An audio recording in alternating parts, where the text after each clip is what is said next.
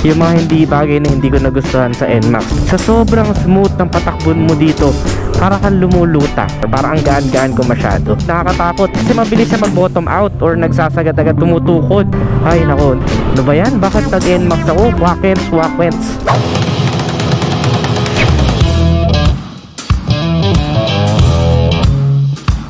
Hey yo, what up today sa inyo netizens? Samahan nyo ako ngayong araw. Magpo-food trip tayo. Dala-dala ko na naman to si JJ, ang aking NMAX. Mag-uusapan tayo mga bagay-bagay. Usap naman tayo kasi babalik na ako dito at mag-a-active na ulit sa aking YouTube channel.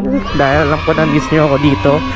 Doon kasi ako sa Facebook page ko nag-active. Since medyo unstable din doon sa Facebook, so baka dito na ulit ako sa YouTube para regular nyo na ako mapanood ulit at makapag-usap-usap ulit tayo or makapakinig kayo ng mga tinatakil nating mga topics about sa mga kung saan bagay. Kung sa GoPro kayo nakatingin ngayon or napapanood nyo, baka sakaling isipin ninyo na mababa or mataas masyado yung aking windshield. Diba? Sabi sa'yo mas nakakatakot sa mga looban eh. Pili ko na lang, matatawa tayo. Isipin nyo na mataas masyado yung aking windshield na nakaka-apekta na sa eye level. Pero yan, nakikita nyo naman sa aking front camera na ang aking GoPro at nakalagay sa chin or sa baba, kaya pa siyang parang mataas or what. Pero sa totoo, sa nakikita ko is mababa siya or hindi siya nakakasagaba sa aking eyesight. Sa point of view ng driver, wala siyang abala. So ayun, mga observation lang siguro sa NMAX. So ko sanang sabihin na yung mga hindi bagay na hindi ko nagustuhan sa NMAX, pero syempre yung mga sasabihin ko ay pawang observation ko lamang, hindi nakakahulugan na pangit yung motor. Ito yung mga observation ko lamang, siguro points for improvement yung gusto nyo marinig. Ganyan kasi gusto lagi marinig ng tao eh. Gusto nila sinusugarcoat ang mga bagay-bagay. Meron akong mga nararamdaman. Actually marami naman ako nagustuhan. Kung napanood nyo yung last vlog ko, marami ako nagustuhan about this Yamaha NMAX 155 version 2. At isa na nga sa mga favorite ko na palagay ko ay wala sa karamihan ng mga motor ay ito yung cruising style nya, which is yung paa mo pwede mo ilagay dyan kapag nangangalay ka na. So that's very good. And yung comfort niya, syempre hindi mapapantayan. Talagang comfort ang labanan pag naka NMAX ka. And somehow yun din yung may masasabi kong parang slight disadvantage or parang may nafe-feel lang akong na minsan sa sobrang smooth ng patakbon mo dito, para kang lumulutang, no? It's a good thing of course, pero may times na pag hindi kumpleto tulog mo or medyo pagod ka, nalulula ako na, uy, nasa motor pala ako, parang ganun.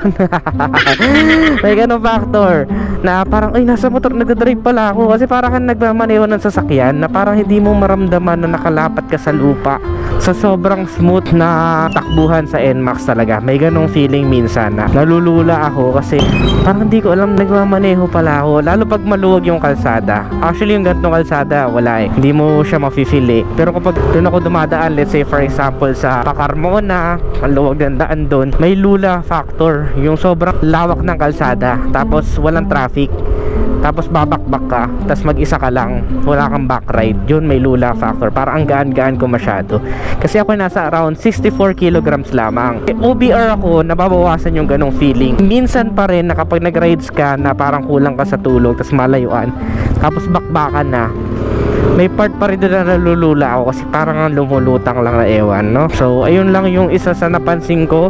Hindi ko masasabing disadvantage siya kasi more on personal experience yun, no? Personal na pakiramdam ko yun. Maaring yung iba gustong gusto yung ganun, or maaring yung iba agree sa akin. It's up to you guys, no? Pero ito for sure yung marami mag-a-agree sa akin na mapapansin yung parang masasabing ko points for improvement para sa NMAX. Yung kanyang front suspension, yan yung kailangan talaga ng repack for me. Kasi mabilis siya mag bottom out or nagsasagad-agad, tumutukod agad siya, especially kapag napunta ka or mabilis yung takbo mo tapos may biglang lubak. GG ka dyan, tukod talaga, ang lakas ng tunog, nakakatakot. Tapos yung pag may humps, medyo malaki yung humps, tapos sinabay mo yung front brake sa pagdaan dun sa humps, ayun, tukod yun sigurado. Naririnig ko lagi yun eh, kaya iniiwasan ko kapag malapit na ako sa humps, binibitawan ko na yung front brakes, tapos ang tinitira ko na lang is yung rear brake kapag medyo dadaan ako sa humps. So ayun, yung dalawa sa major na napansin ko or kapansin-pansin for me. Pero may mga ilan pa akong napansin din sa NMAX na hindi ko naman masasabing pure disadvantage, mga random things lang na napansin ko. Etong setup ko na to, ayan, T-Spogy yan, kagaya yung sinabi ko sa last vlog. Kasi kita nyo medyo maalog yung side mirrors ko and stuff. Para sa akin, okay pa rin yung stock to stock, no? Pero kung forma naman talaga titignan kapag nakaparada to, ay nako, hindi ako nagsasawa tignan talaga, no? Tapos yung repaint, gusto ko sana magpa-repaint kasi nga gusto ko maiba, maging iba sa kalsada. Since nagmo-motovlog tayo, gusto ko easily identified ako ng tao para mabigyan ko kayo ng stickers kung sakali mang gusto nyo makipag-interact sa akin. Nangingibabaw kumbaga or stand out sa crowd yung NMAX na gamit ko. So nag-iisip ako ng kulay. May mga kulay na bagay lang siya kapag plain and simple yung NMAX mo. Yung sa akin kasi may pagka-brusco eh. May pagka-maton yung setup netong current na NMAX ko. May box. So hindi siya... Hello there. So sa ibang style, hindi siya bagay eh. So kung papalitan ko man to ng kulay, siguro yung lapit din dito sa kulay na meron siya ngayon, i-enhance lang, kumbaga i-stand out lang. Matte green pa din. Hey, sana all. Sana all. Oh, diba? Saan ka pa? Nagko-commute lang. Ay, hindi, may helmet si kuya eh. Hindi siya nagko-commute. Ibig sabihin, nakapark lang sila sa malayo. Actually, in essence, gusto ko pang kumuha ng isa pang motor. Kaya lang, hindi ko alam kung ma-maximize ko ba siya. Kasi sa amin as a motovlogger, na ma-maximize naman namin yung mga motor. Kasi informative naman at naihahatid namin sa inyo. Let's say for example, bili ako ng Sniper or ng Aerox. Pwede ko siyang i-customize para may idea rin yung mga bibili, and at the same time yung mga nagpa-plan pa lang bumili. So ako, mas lamang sa akin na gusto ko sana Sniper kasi nga para di-clutch naman, maiba. Gusto ko yung Sniper na parang training ground mo siya na hindi ka mapahinga sa declutch. Kasi kapag naka-NMAX ka, naka-scooter ka, ganun nga, laging automatic lang yung dala mo. So gusto ko ng someone na palitan with a Sniper na iba naman yung riding style niya, pero napapractice ako ng declutch. Pero may part din ako na gusto ko rin ng Aerox kasi ang taas din ng market ng Aerox ngayon. Actually, isa nga siya sa top 10. Pasok pa rin siya sa top 10 na pinakamabentang motor, yung Yamaha Mio Aerox. So gusto ko rin siya kasi yun naman ang masarap bihisan. Yung Sniper kasi kung mapapansin nyo, parang bihis na siya eh. Parang maganda na siya as is, diba? Ang gusto ko sana is something na mako-customize ko. So if riding experience ang gusto ko, siguro gusto ko Sniper para may practice sa declutch. And matagal ko na rin dream yung Sniper eh. Di ko nga alam kung paano ko napunta sa NMAX. Kasi yun talaga yung dalawang gusto kong motor noon pa. Parang feeling ko bagay siya sa riding style ko. Either Sniper 155 or Aerox 155. Pero ang maganda dyan, kapag kasi nag-NMAX ka, wala siyang pagsisisi factor na ano ba yan? Bakit nag-NMAX ako compared dun sa mga walang ganun eh. Ang hinahanap ko lang talaga is yung experience, no? Yung experience na riding dun sa Sniper or sa Aerox. Pero yung overall, yung pagsasabi mo magre-retiro ka na or yun na yung parang last na scooter mo for daily commute, wala naman talo sa NMAX, no? So overall, sure win pa din eh, sure win pa din. So ayoko eh, yung yung traffic bumper to bumper. Pag naka-NMAX kasi ko, feeling ko yung kotse. Ang hirap sumingit dahil dito sa setup ko. Pero kung hindi to naka-setup ng ganyan, hindi naman siya mahirap sumingit eh. Kaya lang naka-setup siya na malaki yung nasa may bandang unahan ko. Parang sasabit lagi yung yung side mirrors ko. Kaya hindi ako nasingit masyado sa NMAX. Nilalawakan ko pa yung feeling kong range niya na sasabit. Hindi ako masyado nakakasingit dito sa setup ng NMAX ko na to. Kaya kung overtake ako, make sure talaga na nasa kaliwa lagi ang overtake. Ang hirap sa kanan, parang suwi talaga sa kanan. Lalo syempre yung mga sasakyan, di ba? Yun eh, nasa kaliwa yung pattern nila eh. Kapag kasi nakasasakyan ka, sinusundan nila ay ang nasa gitnang linya. So yan ang sinusundan nila. So kaya most probably blind spot talaga yung kanan na part, no? So kapag overtake kayo, kaliwa lang lagi.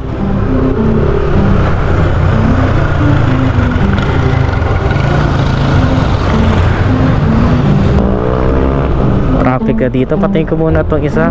Kawawa naman yung front camera ko eh. Saka nako-conscious ako. Para kasing limitado lang siya. Pero sarap magmotor guys ha. Sobrang sarap talaga magmotor. To be honest, iba yung experience talaga pag motor. Imagine mo, naka NMAX pa lang ako. Hindi pa to yung mga talagang touring and adventure scooter na malalaki, yung mga maxi scoot. Hindi pa to yun. 155cc pa lang to. Under pa rin to, or nagpo-full under pa rin to sa small displacement. So dito pa lang inaantok na ako. What if nandun pa ako sa mga maxi scooter na yun, diba? Tapos what if nasa kotse pa ako, diba? Lalo yung malalaking kotse, baka mas lalo naman ako antokin or what. Well, depende naman dyan siguro sa tao. Pero for me, feeling ko lang, kaya gusto ko experience eh. Gusto ko ma-experience sa sasakyan, you know? Kahit maliit lang muna. Pero kung ako magsasasakyan talaga, gusto ko sana yung something na magagamit mo talaga for multi-purpose like business. Most probably, ang ideal na sasakyan is, for me, is van. Yan. Bakit van? Pwede mo siyang kargahan ng gamit. At the same time, pwede ka rin magsama ng madami as a team. Kung halimbawa, may team kayo, pwede mo silang isama lahat pag van. So, syempre, medyo pricey din siya. And may mga places din kasi ako na medyo nasisikipan ako. Kaya hindi ko sure kung ideal ba. Baka mamaya kamot ulo lang ako kasi laki masyado ng dala. Pero kung tutusin, dapat may van ka talaga. May van. For me And ayun nga, I'm planning to put up a business din kasi. So sana masuportahan nyo na license. And alam ko matagal ako nagpahinga dito sa YouTube. Actually hindi naman totally nagpahinga kasi kung ano yung upload ko sa Facebook, sinasaling ko naman sa YouTube, vice versa. Pero alam ko na yung pang YouTube na video iba pa rin talaga, lalo yung pahiga, yung pa landscape na video, iba pa rin talaga yun tignan, or sarap pa rin panoorin. Kasi itong mga tao na to nagpupunta to sa YouTube para magbabad eh. So ayun lang mga insights ko. So sama ko kayo doon sa aking pupuntahan, no? Sama ko kayo para food trip tayo. Share ko sa inyo yung mga food trip doon, para may idea kayo kung lalabas kayo, mag-unwind kayo, para hindi lang puro pahinga, unwind din tayo, no? So samahan nyo ako doon ha. Dadrive muna ako, bababoring kayo dito, puro traffic, walang walk-ins ang view. So ayun, advice na nyo na rin pala ako sa sasakyan. Bala ko mag-try muna maliit, kahit mga hatchback, sedan, ganyan, okay sa akin. Yung tipo pang comfort car mo, pang araw-araw, yung pang city driving.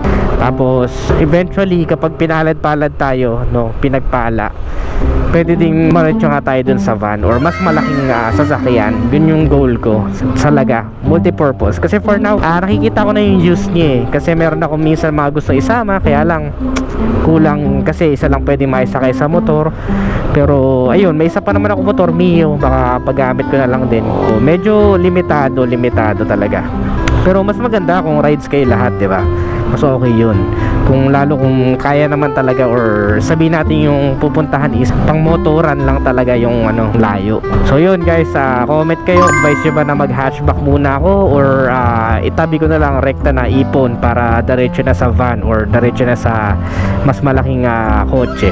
So yun, comment nyo lang sa ibaba. Kita-kits tayo doon sa kainan ko. So patayin ko muna to, kita-kits tayo doon. Transition muna tayo guys.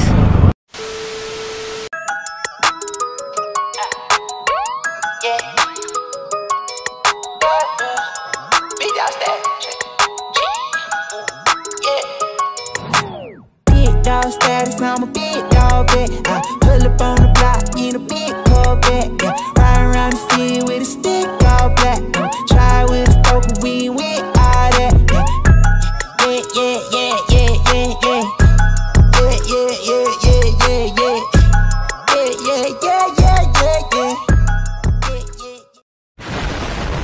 This kasama na si OBR Lourdes. Yung dinner na kami ngayon dito sa Batibot. Ano address nito, babe? Dito sa Barangay Madiran, GMA Cavite. Madiran. Ito, Masiram. Ito ay Bake Scallops. Wow. Lasang Easy. scallops. Okay.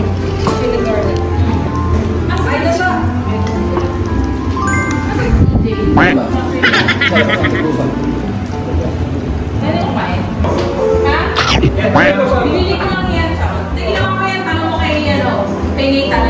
Yun, kain muna kami netizens. Kung gusto mo, don't forget to give this video a thumbs up, subscribe.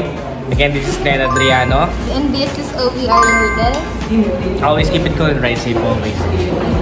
Bye!